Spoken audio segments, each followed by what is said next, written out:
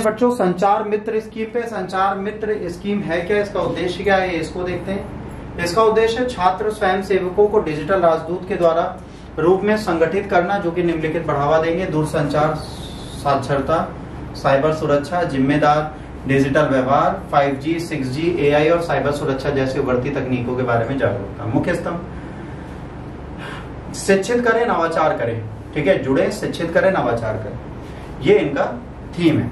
नागरिकों को दूरसंचार सेवाओं और दूरसंचार विभाग की पहल से जोड़ें। डिजिटल सुरक्षा, EMF विकिरण, धोखाधड़ी से रोकथाम करें। युवाओं को वास्तविक दुनिया के दूरसंचार आउटर रीच परियोजनाओं में शामिल करके नवाचार करें। कार्यान्वयन की मुख्य विशेषताएं: इंजीनियरिंग, दूरसंचार, कंप्यूटर विज्ञान, साइबर सुरक्षा पृष्ठभूमि में छात्रों के संचार मित्र के रूप में चुना जाता है।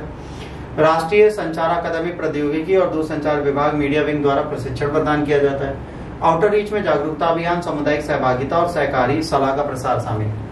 सिर्फ प्रदर्शन करने वालों को क्या मिलेगा? इंटर्नशिप, राष्ट्रीय परियोजना में भागीदारी, इंडिया मोबाइल कांग्रेस और ITU मंचों पर अवसर। भारत में 4D के साथ संरेखित है: लोकतंत्र, जनसांख्यिकी, डिजिटलीकरण एंड वितरण। क्या हो जाएगा? डेमोक्रेसी, डेमोग्राफी, डिजिटलीकरण और डिस्ट्रीब्यूशन। ठीक, और इसके बाद नागरिकों और दूरसंचार पारिस्थितिकी तंत्र के बीच में खाई को पाटता है। दूरसंचार नव प्रवर्तक और डिजिटल नेता के रूप में भारतीय वैश्विक छवि को बढ़ाता हुआ प्रदर्शित होता है।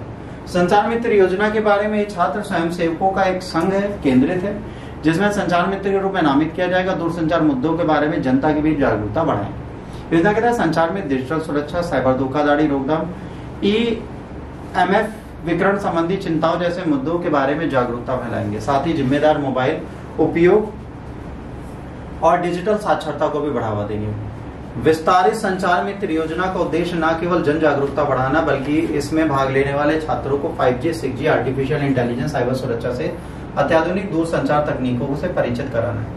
संचारित प्रशिक्षण परियोजना भागीदारी, वास्तविक दुनिया की दूरसंचार पहलों से जुड़ाव माध्यम से योजना डिजिटलीकरण के जागरूक, कुशल, शोध उन्मुख युवा कार्यबल का निर्माण करना है। स्थानीय दूरसंचार विभाग की क्षेत्रीय में परामर्श में भाग लेने वाले संस्थानों की पहचान की जाएगी। प्रासंगिक शैक्षणिक भूमि दी जाएगी। संचार मित्रों को एकेडमी में NDC और दूरसंचार विभाग के मीडिया विशेषज्ञों के आवश्यक प्रशिक्षण प्राप्त होगा। संचार में जमीनी स्तर पर जागरूकता लाएंगे, उत्कृष्टता का प्रोत्साहन करेंगे। ठीक, इसके बाद अगला आता है E-ट्रक इनिशिएटिव स्कीम।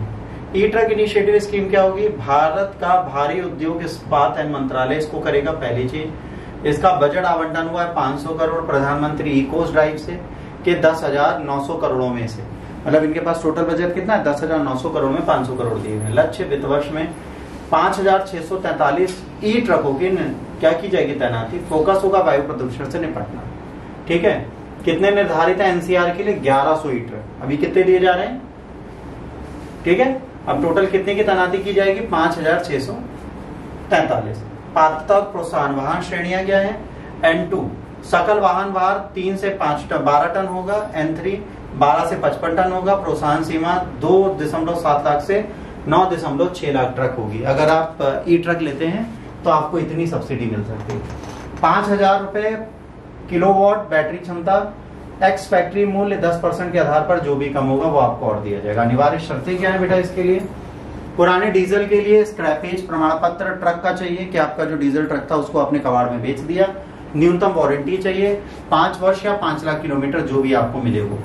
मोटर और वाहन में 2.5 लाख किलोमीटर तक की है। पर्यावरण प्रभाव डीजल ट्रक के कंपैरिजन में ये आपको कम ग्रीन हाउस गैस उत्कर्षण करेगा और E-ट्रक पर 80 से 85% कम जीवन चक्र उत्सर्जन प्रदान होगा। औद्योगिक अपनापन प्रमुख क्षेत्र सीमेंट, इस्पात, बंदरगाह और रसद।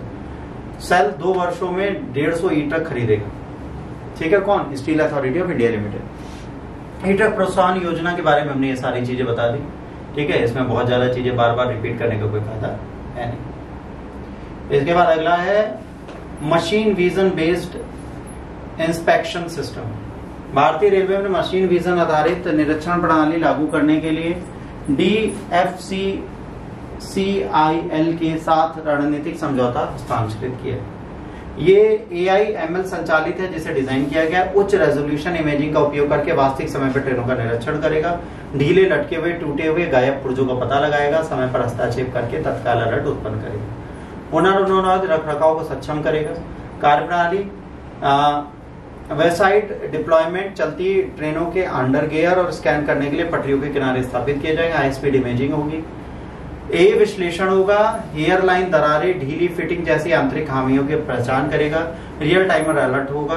अब देखिए ये क्यों जरूरी है, इसकी कहानी आपको सुनाते हैं। अभी 3 दिन पहले कानपुर एक ट्रेन आ रही थी। कानपुर के आउटर में अचानक से उस ट्रेन में ब्रेक मारना पड़ा, क्योंकि जब ड्राइवर चला रहा था तो आगे बारिश के चक्कर में पटरी के नीचे की मिट्टी हट चुकी थी और पटरी टूट चुकी थी। उसको लगा वाइब्रेशन बहुत है, उसने ब्रेक ले ली। ब्रेक लेके जब उसने ट्रेन रोकी तो ट्रेन थोड़ी पटरी से उतरी पर कोई मरा नहीं। फिर अधिकारी है, उन्होंने पटरी पूरी बनवाई तब भेजी। अगर ये डिजिटल ट्रैपिंग पहले से लगी हो तो ये मशीन को भी चेक करेगी, पटरियों का भी पहले से अलर्ट भेज देगी ना। तो जो ट्रेन के एक्सीडेंट्स होने वो एक्सीडेंट्स होने कम हो जाएंगे, तो हमारे लिए सेफ जोन बनेगा। तो ये चीज होना एक अच्छी चीज है। भारतीय रेलवे DFCCIL के बीच रेल भवन में हस्ताक्षर हुआ है ना। ये क्या करेगा, खरीद करेगा, स्थापना करेगा, परीक्षण करेगा, माल ढुलाई गलियारों को चेक करेगा। रणनीतिक लाभ, ट्रेन सेवाओं को रोके बिना किसी दखल की निगरानी होगी। मैनुअल निरीक्षण का बोझ कम होगा। रोलिंग स्टाफ के स्वास्थ्य ट्रैकिंग में सुधार होगा। स्मार्ट बुनियादी ढांचों के लिए विकसित भारत का दृष्टिकोण बहुत जरूरी है। इसके बाद क्या आ रहा है, माउंट रैनियर। क्या है माउंट रैनियर, कहां पर है, पढ़ा रहे थे आप माउंटेन बहुत सारे, बताइए माउंट रैनियर कहां है, नहीं पता, मुझे भी नहीं पता। चलो, जुलाई 2025 से अब तक 300 से ज्यादा भूकंप पता चले हैं। ठीक है, परिणाम सीमा 1 से लेकर 2.3 तक रेक्टर स्केल पर आया और 2.6 किलोमीटर दूर है। मैग्मा कच्छ के ऊपर की पपड़ी के तरल पदार्थों की गति की संभावना है। चेतावनी, हरा सामान्य बना रहेगा। ठीक है, घनी आबादी वाले क्षेत्रों में जलवायु निगरानी की जाएगी। भौगोलिक कहाँ है, वॉशिंगटन राज्य अमेरिका में है। सिएटल से तकरीबन 97 किलोमीटर दूर है। 4392 मीटर ऊंचा है। क्षेत्रफल 260 वर्ग किलोमीटर है। सक्रिय स्ट्रेटो ज्वालामुखी है जो 10 लाख पहले निर्मित हुआ था। अंतिम प्रमुख विस्फोट इसमें 500 से 600 वर्ष पहले हुआ था। ठीक, हिमनद प्रणाली अलास्का के बाहर अमेरिका की सबसे बड़ी एकल पर्वतीय हिमनद प्रणाली है। ठीक है, इस निष्काली हिमनद भी शामिल है।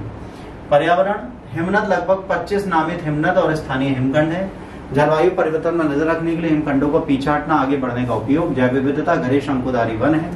मौसमी जंगली फूलों और अप अल्पाइन घास के मैदान है। एक काले भालू, मॉर्मेट सहित समृद्ध वन्य जीव है। दशकों से ज्वालामुखी उच्च जोखिम क्षमता के कारण निगरानी करी जा रही है। ग्लेशियर पिघलने से लहर है ना, ज्वालामुखी कीचड़, मतलब क्या होता है जब ज्वालामुखी फटता है तो मिट्टी के साथ पानी का बह जाना, जो हमारा उत्तराखंड ट्रेजेडी में हुआ था। भूकंप के झुंड, जलजातीय और विवर्तक बदलावों के अग्ररूप में निगरानी प्रणाली, भूकंपीय सेंसर, भू विप्रूरण, GPS लगाए गए, गैस और उनके डिटेक्टर के लिए बाकी चीजें लगाई गई हैं। यहाँ पे हमारा खत्म होता है करंट अफेयर्स पार्ट 2। अब कोई डाउट है तो पूछ लूं।